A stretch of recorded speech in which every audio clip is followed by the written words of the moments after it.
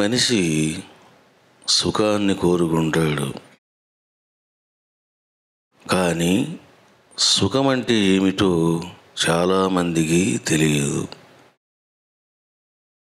అసలు సుఖం అంటే ఏమిటిది, దుఃఖం అంటే ఏమిటిది అనే విషయాన్ని మహర్షులు అనేక సంవత్సరాలు తపస్సు చేసి కనుగొనడం జరిగింది. అసలు సుఖము అంటే ఏమిటిది? ప్రతి మనిషి నాకు సుఖం కావాలి, సుఖం కావాలి, దుఃఖము వద్దు అని కోరుకుంటూ ఉన్నాడు. ఏవో కొన్ని అనుభూతులను పొందుతూ ఉన్నాడు, దానినే సుఖము అని భావిస్తూ ఉన్నాడు. మరి నిజమైనటువంటి సుఖము అంటే ఏమిటిది అన్నప్పుడు మహర్షి చెబుతూ ఉన్నాడు, ఉపనిషత్తు చెబుతూ ఉన్నది, సచిదానంద స్వరూపం జ్ఞాత్వా ఆనంద రూప అవస్థితిరేవా సుఖం. ఇది ఉపనిషత్తు చెప్పినటువంటి సందేశం. నాయన, అసలు సుఖము అని నీవు ఏంటింటో మాట్లాడుతూ ఉన్నావు. సుఖం అంటే ఏమిటో నీకు తెలుసునా? సచిదానంద స్వరూపం జ్ఞాత్వా, నిత్యమైనటువంటి, సత్యమైనటువంటి, శాశ్వతమైనటువంటి ఒక ఆనంద నిధి ఉన్నది. దానిని నీవు జ్ఞాత్వా అంటే తెలుసుకోవడము, గ్రహించడము అని కాదు, అనుభూతిగా పొందడము. నాలో దేవుడున్నాడు అని అంటే సరిపోతుందా? సరిపోదు. నీలో దేవుడు ఎలా ఉన్నాడో నువ్వు చూసుకోవాలి, చూడాలి. అప్పుడే ఆ దేవుడు ఎలా ఉన్నాడో నీకు తెలుస్తుంది. నీలో ఉన్నాడు, నాలో ఉన్నాడు అని పాటలు పాడితే ఏమొస్తుంది? ఏమీ రాదు. సచిదానంద స్వరూపం జ్ఞాత్వా ఆనంద రూప అవస్థితిరేవా, నీవు దాన్ని అనుభూతిగా పొంది ఆ అనుభూతిలో నీవు సంస్థితుడు కావాలి, అంటే నిలబడాలి. అవస్థితిరేవా అంటే దాని యందు నువ్వు కొలువై ఉండాలి. దాన్ని సుఖము అని అంటారు. మరి దుఃఖం అంటే ఏమిటిదండి? అనాత్మరూప విషయ సంకల్ప ఏవా దుఃఖం. ఎంత అద్భుతమైనటువంటి మాట అంటే ఇది. మానవుడు ధరించాలి అంటే ఈ ఒక్క మాట చాలు, ఇంకా 10 బోధలు అవసరం లే. సుఖం అంటే ఏమిటో, దుఃఖం అంటే ఏమిటో చెప్పాడు. ఈజ్ టెలింగ్ వాట్ ఈస్ దుఃఖ. సాడ్నెస్ అంటే ఏమిటిది చెబుతూ ఉన్నాడు. అనాత్మరూప విషయ సంకల్ప ఏవ దుఃఖం. అనాత్మకు సంబంధించినటువంటి నువ్వు ఏ విషయాన్ని నీవు సంకల్పము చేసినా అది దుఃఖమే. లోకంలో మనం ఎన్నెన్నో చూస్తూ ఉన్నాం. మనుషులు, వస్తువులు, విషయాలు, ఆకర్షణలు, ఇవన్నీ ఏమిటివి అని అంటే అనాత్మ. అనాత్మ అని అంటే మాయకు సంబంధించినటువంటిది. మరి ఆత్మ అంటే ఏమిటిది?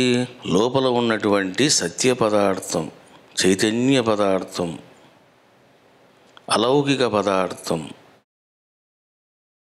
ఈ యొక్క సత్యాన్ని నీవు దర్శించాలి అని అంటే ఏం చేయాలి? అనాత్మను త్యజించాలి. అనాత్మ అన్నప్పుడు ఇదిగో వేద మంత్రములు, శాస్త్ర అధ్యయనము, శాస్త్రంలోని శ్లోకాలు, విచారణ, ఇదంతా కూడా ఏమిటిది అని అంటే ఇదంతా కూడా అనాత్మయే. కాబట్టి చాలామంది వేదము శాస్త్రము అంటూ ఉంటారు. ఈ వేదము శాస్త్రం కూడా అనాత్మలోకే వస్తాయి. ఎందుకు అని అంటే, ఎక్కడైతే మనసు బుద్ధి పనిచేస్తూ ఉంటాయో అక్కడ దుఃఖం ఉంటుంది, అక్కడ మాయ ఉంటుంది. మంత్రాలు చదవండి అన్నామనుకోండి, 1 గంట సేపు చదువుతారు. Then what is next? కొన్ని గంటలు చదివే లోపల అలసిపోతారు, నీళ్లు కావాలి అని అంటారు, ఆకలేస్తుంది అని అంటారు. ఎందుకు అని అంటే అక్కడ కూడా దుఃఖం కలుగుతూ ఉన్నది. నువ్వు అరవడం వలన ఆకలేస్తుంది, బాగా దాహం వేస్తుంది. కాబట్టి శాస్త్రాలైనా వేదాలైనా దేని కింద వస్తాయి? అనాత్మ కిందికే వస్తాయి. నేను పొద్దున్నే లేచి వేదాన్ని ఉచ్చరిస్తాను, వేద మంత్రాలను పఠిస్తాను, నేను బ్రహ్మజ్ఞానిని అనుకుంటే వాళ్ళని అవివేకులు అని అంటారు. ఇక సిద్ధగురు సేవ, సిద్ధగురు ప్రేమ, సిద్ధగురు ఆరాధన, మరి ఇదంతా ఏమిటిది అని అంటే ఇది కూడా అనాత్మయే. చూసారా? ఇది కూడా అనాత్మయే. ఎందుకు అనాత్మ అని అంటే గురువు శిష్యుడు, దేవుడు భక్తుడు, భక్తి ప్రేమ. ఎప్పుడైతే నీవు ఒక గురువుని ఆరాధిస్తూ ఉంటావో, గురుదేవా నేను ఇన్ని సంవత్సరాలు సేవిస్తూ ఉన్నానే, నాకు దర్శనం ఇవ్వవా అని ఏడుస్తూ ఉంటాడు. చూసారా? దుఃఖం. నిన్న బాబా కనిపించాడు, ఈరోజు కనిపించలేదే అని బాధపడుతూ ఉంటాడు. ఏమిటిది? ఇది దుఃఖం. కాబట్టి ఎందుకు శివారాధన ఉత్కృష్టమైనటువంటిది, ఎందుకు నిరాకార ఆరాధన సర్వోత్తమైనటువంటిది అని అంటే there is no sadness, there is no భావ, దెర్ ఈజ్ నో వికార, దెర్ ఈజ్ నో మాయ, దెర్ ఈజ్ నో మోహ. అందులో ఏమీ ఉండవు. నీవుగా నిశ్చలంగా నిర్వికారంగా నిరంజనంగా ఉంటావు. అందుకే సచిదానంద స్వరూపంగా ఉంటావు. భగవంతుడా నాకు దర్శనం ఇవ్వు అని నీవు అడగవలసిన అవసరం లేదు. ఎందుకు? నీవే దేవుడివి. ఇప్పుడు దాన్ని నువ్వు తెలుసుకోవాలి. అందుకే మహర్షి చెబుతూ ఉన్నాడు, సచిదానంద స్వరూపం జ్ఞాత్వా ఆనందరూప అవస్థితిరేవ సుఖం. నీవు తెలుసుకొని దాంట్లో కొలువై ఉండు అని చెప్పడము జరిగింది. మరి ఇవన్నీ అనాత్మైనప్పుడు ఇవన్నీ ఎందుకు చదవాలి, ఎందుకు సేవలు చేయాలి అని అంటే అందరూ ఒకేసారి ఆ సత్యాన్ని పట్టుకోలేరు. మెట్లు ఉంటాయి, సోపానాలు ఉంటాయి. 1వ క్లాసులో చేరితే కానీ వాడు డిగ్రీ పూర్తి చేయలేడు. 1వ క్లాస్ చదవకుండా డిగ్రీ పూర్తి చేస్తాడా? చేయలేడు. అట్లా సోపానాలు ఉంటాయి.